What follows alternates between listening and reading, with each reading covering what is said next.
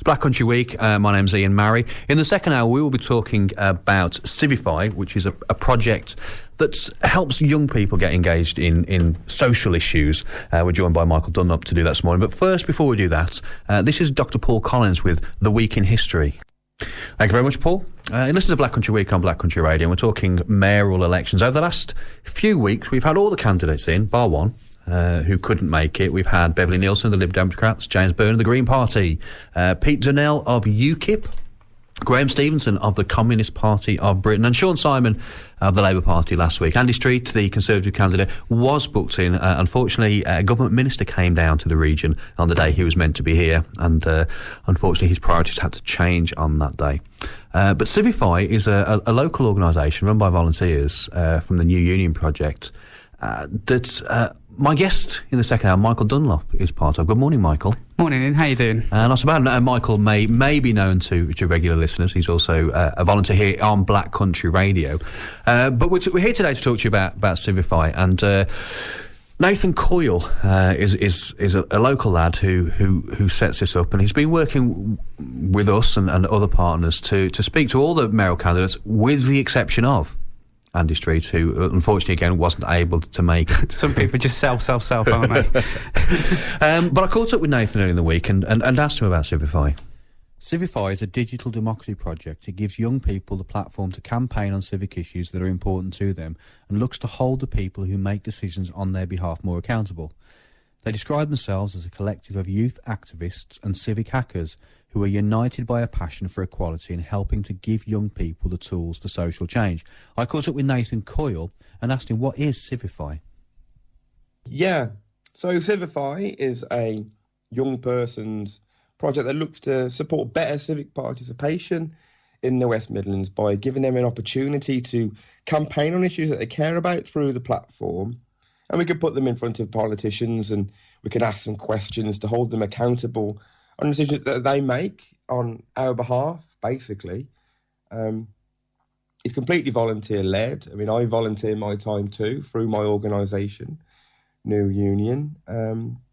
As you know, we've just finished the hashtag WMElect17 campaign, where the lovely Connor and Hannah did a great job of interviewing West Midlands mayoral candidates. And as far as I know, I was looking at all the other campaigns that were running, that we were the only initiative that was asking youth issues and, you know, making sure that youth participation is on the agenda in regards to the campaign. So it's massively important, and, you know, something that, you know, more things like this need to happen, regardless if it's Civify or just other people doing things. We are always looking for young people to volunteer, get involved, and, you know, make change on issues that they care about. It's a great way to gain new skills, and it's an opportunity to put something pretty awesome on your CV, really, something unique and innovative that I know that, you know, employers and universities really look at. So yeah, if you do want to learn more, if you go in your browser and put in www.civify.org, or if you drop us an email, hello@civify.org, we can have a chat. So Nathan, why is it important that young people get involved in democracy? Well, I think it's important that all people get involved in democracy, really. But I think the issue is that, you know, young people aren't coming out to vote by and large. I think there was a really interesting statistic recently about if all under 35s voted, Corbyn, Labour, would win the general election. Regardless if you're a Corbyn supporter or a Labour supporter, that's a really staggering statistic. And I think that's one of the passions that led me to wanting to set up Civify and make it volunteer-led. I mean, if you look at Brexit, for example, most people who voted in that were older people, and, you know, the majority of elderly people voted for Brexit, and where, you know, a lot of young people didn't. And it's kind of, well, you know, these people are making decisions on behalf of young people when, with respect, they won't be there. And I think, like, it's, you know, there's this thing about young people that have apathy when it comes to politics, and they don't. I think, a lot of young people are rightly disenfranchised by politics. I mean, I'm someone who I guess that works in politics, and I'm a bit disenfranchised by it, especially if you watch, Prime Minister's Question Time, where people aren't really answering questions, and all you hear is both benches booing and shouting. It's like, come on, this is ridiculous. I think, with young people, that they need to feel that they have a voice. And I think, again, with Civify and using accessible technology like your mobile phone, you can create your own campaigns that hold decision makers accountable and be involved in the conversation of running your area. If even if that candidate you didn't vote for gets in, you can still have a say in how they do their job.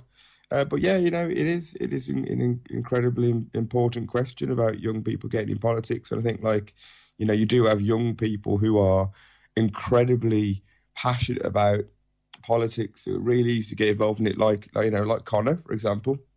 And then you have, young people who don't, really, they think they can't understand politics when the reality is they do, and they do have a voice. And if they're miffed from everything from travel on the bus to the price of things, that's something that they should really try and get involved in and make change in. And hopefully there will be a shift. But I think, as cheesy as it sounds, I think we do have to make politics more fun and accessible. And I think politicians need to change, and politicians need to reflect what normal people look like and what normal people do.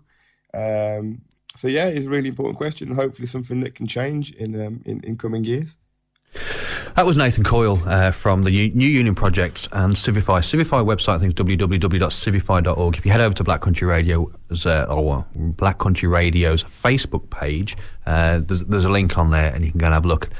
We're going to hear some of the interviews that Civify have done with many of the local mayoral candidates. But Michael, Nathan, you've been involved in some of these things. Do you think this type of thing is important? Well, I think it's very important to try and get a younger audience involved in politics and voting, or not necessarily just voting, getting their opinion out there for somebody to sort of grasp hold of and use themselves. So that's whether you want to just write a blog, or if you want to go and interview someone, or even if you just want to go, this is my question but I don't have the confidence to do it, contact New Union, contact Civify, go, this is what I want to know, this is what I want to do, and they'll look around about helping you get there and to do that. And we've sort of seen in the news this week that young people in politics, the amount of younger people who vote is still much lower than the older age group. And we go back to the EU referendum last year. It was a younger demographic that didn't get out and vote there. Do you think that is there anything out there that could make politics more relevant for people of your age? Let's not. I'm not as young as you think. You're still within that. You're still under 34, aren't you? Yes. You're still under 34. You're still young then. I'm surrounded by young people in the studio at the moment. Do you think, what is it that somebody like yourself would want to get you more engaged in politics? If I'm honest with you, I think it's going to sound like a daft thing, and it's probably the cliche that everybody says. I think they need to do sort of like this kind of education at school level. I won't go as far as saying primary, but secondary school. And I was going through the sort of list of things you could probably chop out at school. And I know that this is hugely controversial, but I don't know, maybe something like history. History, don't get me wrong, I think is wonderful, but I think politics is probably far more important than learning about history. And that's one of the questions that the volunteers for Civify did ask, and we'll hear that later on in the show. We've got three questions, and it's put to all the mayoral candidates, with the exception of Andy Street, who couldn't make it. And it's done in a selection of ways. Some of them were done here at Black Country Radio, some of them were over the phone. And the first question is about how the mayoral candidates will bring about high-value jobs for young people. But more importantly, much more importantly with that, when we come back, we'll have Rick Astley's This Old House. Black Country Radio. It's all about you, Black Country Radio. Part of the mayoral election campaign, Civify volunteers Connor Hill and Hannah Jones invited all the candidates to answer a few questions on behalf of young people in the region. Andy Street, the Conservative candidate, unfortunately couldn't find the time. But they started off asking a question about high-value jobs for young people. And first up, you'll hear the responses from Beverly Nielsen, the Lib Dem candidate, and Sean Simon from Labour. Well, I think I've just sort of been talking about that, Connor. I mean, I think in terms of really the opportunity to link the research that's going on in some of our universities and the research centres and institutions into the market opportunities which are opening up right in front of our eyes. I've talked about electric vehicles, I've talked about battery storage, energy storage, battery power, but also we've got life sciences and our tremendous leadership in places like Queen Elizabeth hospitals in Birmingham and in other hospitals across the region, and again hooking up that network and into our universities is very important. I think construction is another opportunity because we do need to double the number of homes that we're building in the region. We need more affordable homes, especially for young people. But I think that in doing that, we need to think that homes are very different in future. They're going to be utterly connected. So the device that we all carry around with us are going to be connected into our homes and are going to be telling us, when we need another bottle of milk or a loaf of bread, or when we need to maybe eat food that's better for us. If we're missing some deficiencies in the food that we're eating, and so I think that all of this needs to be connected into the learning and the education system, and we need to make sure that not only are we driving the research programs that are going to drive the high value added activities that will create the jobs in the future, but also that the young people in schools from primary age are going to be connected into those opportunities too and get decent, really top quality careers advice, good work experience. Because when I go into the colleges and talk to young people and they say to me, but they've had maybe one bit of work experience, but I think they need to, from a very early age, be aware of what business opportunities are opening up, what experience they need alongside their formal studies, what employability skills would help them, the sort of communication skills, all of that sort of thing. So I think there's quite a lot to be done in terms of young people being more aware of what opportunities there are going to be in this region, so that they won't be looking necessarily down to the southeast, but will be aware that right here on their doorstep there are going to be some really great high value added jobs of the sort that you've just been asking me about. We need to support the high value employers that we have here already, the Jaguar Land Rovers of the like, and not just in manufacturing, but we've also seen employers like HSBC and Deutsche Bank moving major operations and large numbers of high quality jobs. I was just talking to Severn Trent, that's an important British company that is based and has almost all its operations in the West Midlands. So we need to talk to the people who are already generating high value jobs and learn from them about what they need to make sure that they can continue to do that, and indeed to take it further, and how we could replicate that in other sectors and other parts of the region. We need to invest in skills in order to see that young people get the high quality jobs. If you talk to engineering employers, their top concern will be their inability to attract a workforce with the kind of skills that they need. And we know that the skills levels in the West Midlands are much lower and have been historically than in most of the rest of England, and than they need to be. So we need to invest in education, in skills, so that our younger people who are talented and full of potential are given the tools to maximise that potential and get the jobs, get the jobs when they are there. That was Labour's Sean Simon. Before that, Beverly Nielsen from the Liberal Democrats. Candidates in the mayoral election on May the 4th. They've been asked by Civify volunteers Connor Hill and Hannah Jones what they would do for young people in terms of high-value jobs. The same question was put to Pete Donnell of UKIP, the Communist Party of Britain's Graham Stevenson, and James Byrne from the Green Party. Sure. Talked to a lot of people recently, and I think we do have a really good innovation base in terms of, we come up with great ideas and small companies who, investing in those ideas and trying to take them forward. I think what we don't do quite so well is actually, get them to the stage of being a business and then growing a business. So I'd like to really focus on that innovation and development kind of aspect. We've got some brilliant universities, we've got a lot of good groups that are already formed together, and let's really focus on those ideas, and rather than letting them either die or be taken over by somebody else, let's make sure we focus on them, we develop them, and I think the combined authority and the mayor can actually work really well in that respect. Well, one of our unique policies is to argue for urban agriculture. It's a bit ridiculous, really, that we're relying on imported labour from Eastern Europe to come and pick our fruit and veg, most of which is done in Worcestershire or in Lincolnshire. We could actually see with hydroponics, with sunroofs, we could actually see the development of serious agriculture in urban areas. This is actually a trend that's begun in Germany and Sweden. With public sector promoting of this, that would be important.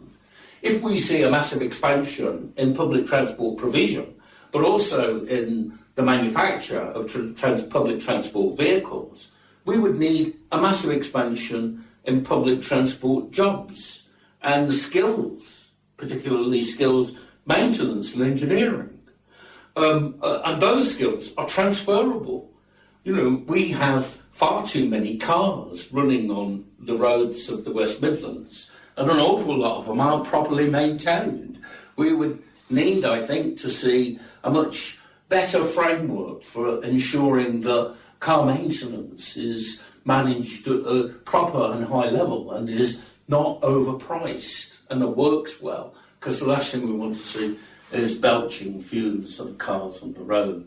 So it's seeing really a holistic approach, and it's socialism, because it's not for the market, it's not for private ownership, it's for public good. Yeah. That's the core of our approach. Yeah, there's a problem the other way around too. So we get loads of students come here to study, we've got great universities, and most of them leave. And doesn't happen in other cities. Why is that?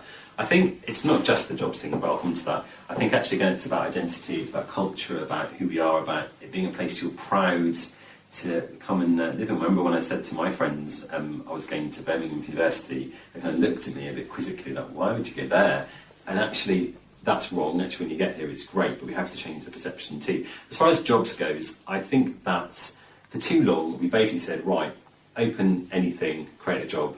That's great. We haven't said, well, what kind of job is that? Actually, what are the hours? What's the pay? Is that a minimum wage job? Is that a living wage job? We haven't said, is that 0 hours? Is that a contract? What's going on? We haven't said, what are you going to do to help people in your company get on and progress and learn more skills, etc., etc. And we have to change that. So for me, it's less about competing with Manchester and Liverpool for that same pot of inward investment from big multinationals, and more about actually having a spirit of entrepreneurship. So here, actually trying to get small businesses to start up and survive. Because when you have a small business, you've got far more dignity, because you've got more say in what you're doing. You can decide what you do. You're not actually at the same mercy of a big company. And small businesses, when they start up here, they stay here. Because if I start a business here, I live here, I'm not going to move that business to the USA or China tomorrow, because this is my home. And again, small businesses tend to operate more in what we call business citizen way. So they're invested in their community, they care about their community, and they see their workers every day and therefore take more care of their workers. So we really have to concentrate on small businesses creating decent jobs, but also then training to match the vacancies we have with the people we have. So there are high school vacancies, people come in from the outside to fill them, so we have to make sure we're actually training people to do them. But one thing we want to look at is trialling what's called a citizen's income, which basically is a scheme whereby you get paid, no matter what you do, you get a basic amount to live off. But what that does is it frees you up to try and open your own business, because if it folds, it doesn't financially ruin you. It actually frees you up to become an entrepreneur, to actually develop, to innovate. And I think for a lot of young people that's really attractive, because they can actually decide what they do and try things, experiment, and have a culture of entrepreneurship. So I think there's lots of ways of looking at it. But I think it's actually quite a difficult issue, because we have quite a skills gap in the West Midlands and quite a problem where unemployment levels, so there's quite a lot of work to be done. Black Country Radio. It's all about you. Black Country Radio. We're doing some more interviews with the mayoral candidates. After this, it's The Harder I Try, Brother Beyond, from 1998, 88 even. Boy, I'm old. Civify volunteers Hannah Jones and Connor Hill asked the mayoral candidates how they would ensure youth views were fairly represented in the new West Midlands Combined Authority. First up, you'll hear from Liberal Democrat Beverly Nielsen, then Labour's Sean Simon, Pete Donnell from UKIP, Graham Stevenson from the Communist Party of Britain, and finally James Byrne of the Green Party. Well, for me, they're absolutely top of my agenda. In my campaign, I've been focusing on investing in young people as they are what I regard as the human goldmine for the future that's going to power growth.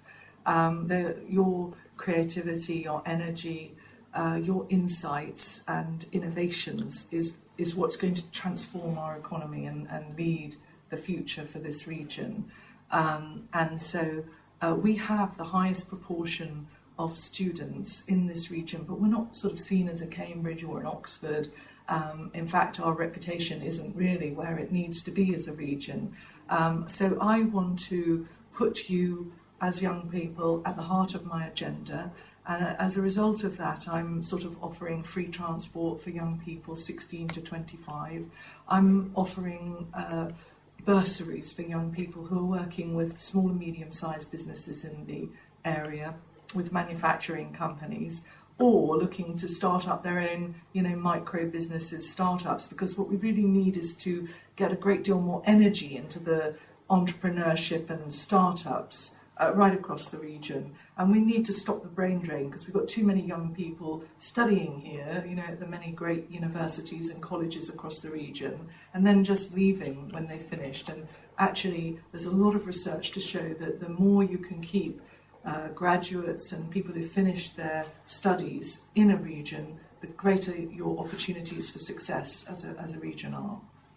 One of the things I would like to do to that end is to look at whether we can have a young person representative sitting on the board of the West Midlands Combined Authority. I think that board needs to be much wider and more inclusive than it currently is. And I think a young person there, as of right, would have a really useful contribution to make. All right. My big thing about being mayor is UKIP calls itself the People's Army, or likes to think of itself as that. I would like to be the People's Mayor, which means that I want to engage on a really regular basis, every possible way that we can do it, whether that's internet or face-to-face in surgeries, engage with all different groups, universities, student groups, essentially make sure that everyone's got an opportunity to put their voice forward and I'll listen to it. So, definitely want to engage with everyone from pensioners down to young people.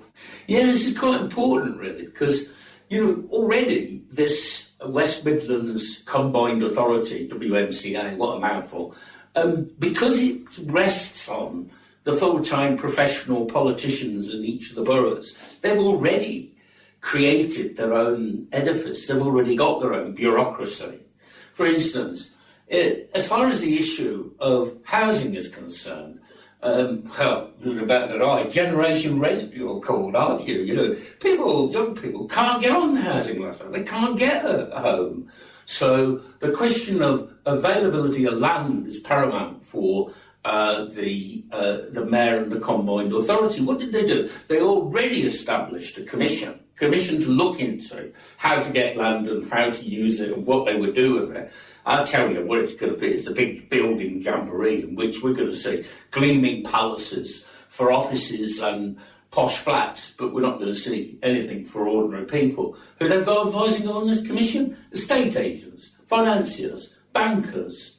Well, that's like inviting the thief into your parlour and saying, what would you like to take? What we should have are commissions, structures, involvement of ordinary people, citizens, organisations, people's parliaments, if you like, in which there is consultation. And I would establish a youth parliament in every borough with formal powers and formal involvement in the consultative process. And that youth parliament should represent all of young people in that area, in that given area, or wherever organisations exist, whether they're school or colleges or societal organisations. We need to have, I think, a more organic approach and a more considered one. But there is, I think, contempt for young people in modern politics. There's a sort of belief that young people have nothing to say. They're not grown up enough. They don't know enough. But that's not true. Everybody has a point of view. And some of the most stupid things have been said to me by rather elderly people in the course of this campaign. I have to say, the most intelligent questions, the most brilliant ones have been from young people. I think that's a really good question. So the West Midlands board is currently run by a bunch of middle to older age white men plus one person from the black minority communities plus one woman. That's it. So young people's voices just aren't heard at all. But it's not just young people who have that problem. So small business owners, voluntary groups, faith groups, community groups.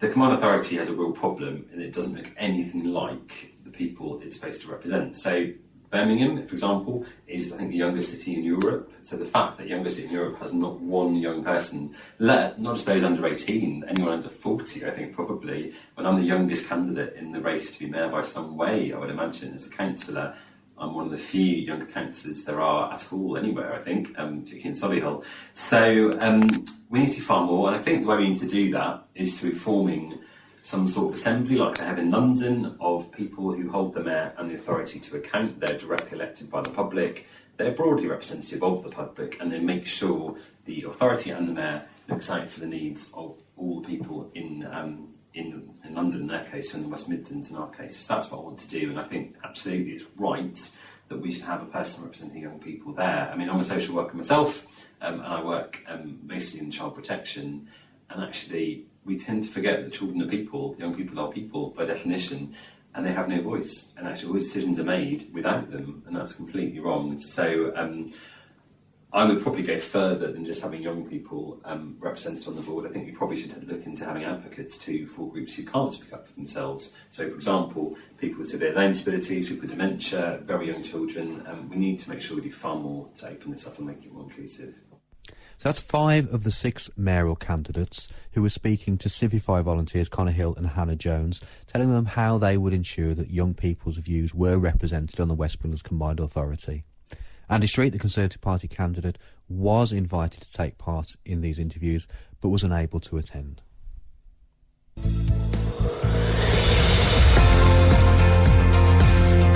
Black Country Radio. Here's the Black Country Week with myself, Ian Marrey, and we're talking mayoral elections on May the 4th, Star Wars Day. Michael Dunlop. Star Wars Day. Star Wars Day. That did occur to me the other day, actually. Yeah, Star Wars Day. They put election of Star Wars Day.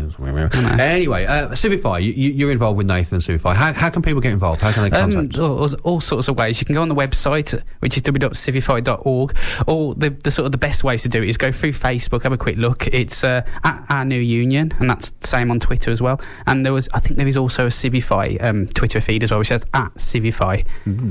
And the next campaign after the mayoral elections is, well, it's another election, isn't it? I know. For our sins, eh?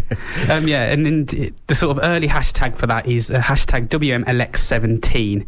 As well, there's plenty of other things coming up in the sort of New Union future as well. I think we are having a cheeky look into sort of deaf politics as well, and sort of civic engagement around that as well. So that's something to look out for.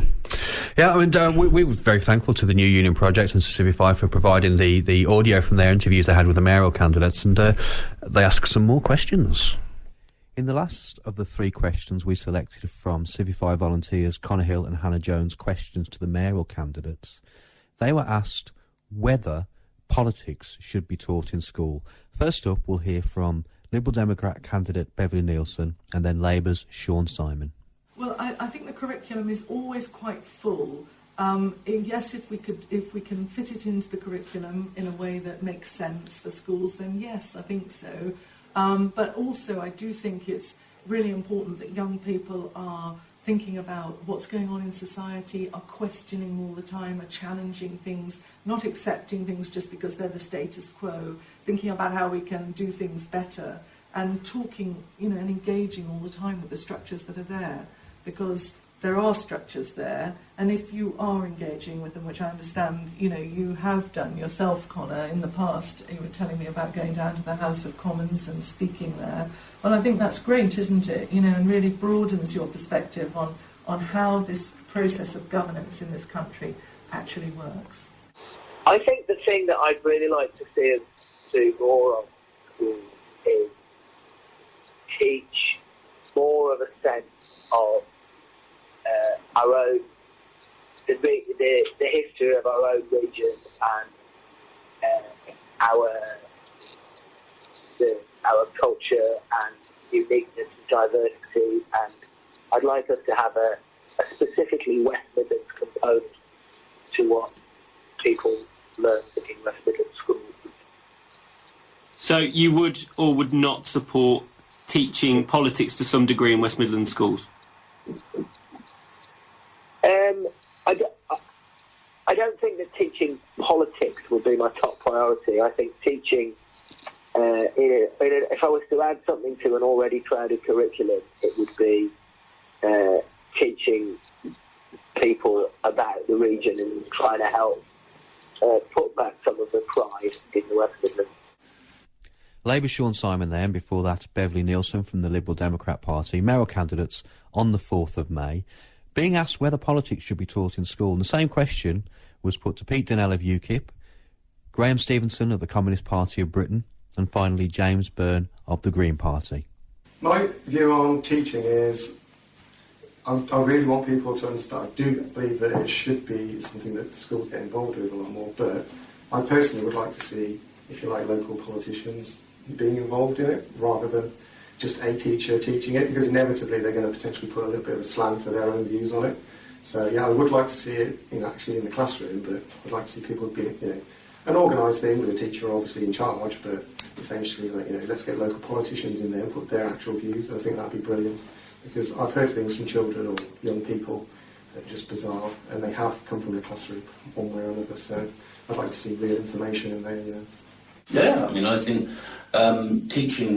realistically teaching, for instance, the history of the British Empire would be an enormous step forward. History teaching is appalling.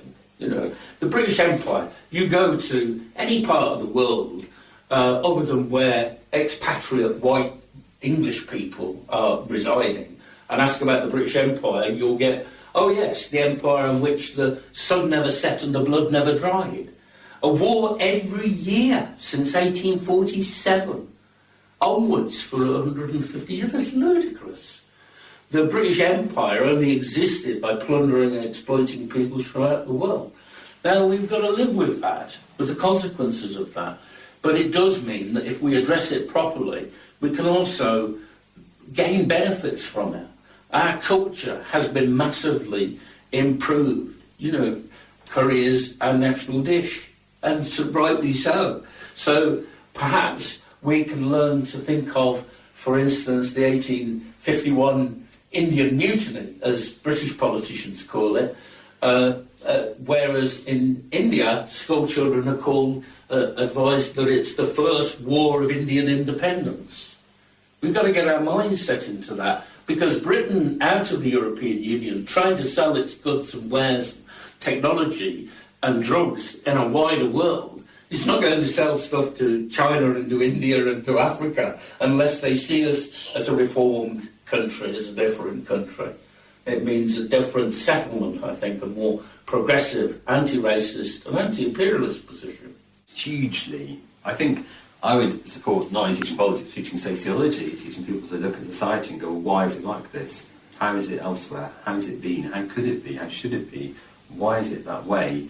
I think that people don't know the world can be different because they've never known anything else, and part of education should be about broadening horizons and opening people's minds and teaching critical thinking and questioning. So I think politics and sociology should both be back in the curriculum, absolutely.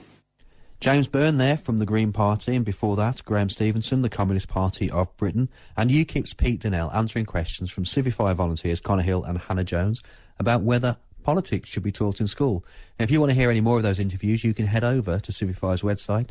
That's www.civify.org.